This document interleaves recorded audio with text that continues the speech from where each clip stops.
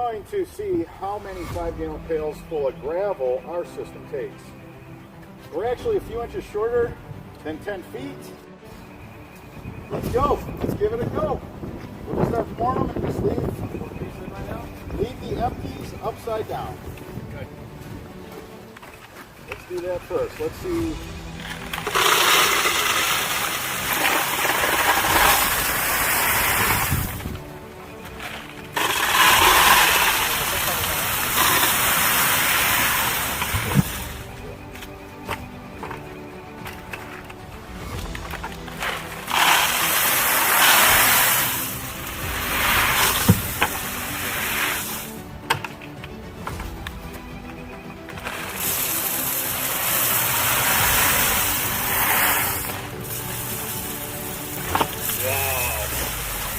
That's ridiculous.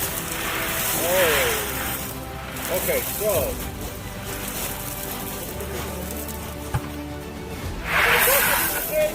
Right now we're at 13. That's going to do it. That'll give us room to fold our fabric down. We thought we would take the opportunity to cut this thing open and see how many 5-gallon pails from Home Depot will the Poly Rock and an NDS-Easy-Drain fill. So let's find out.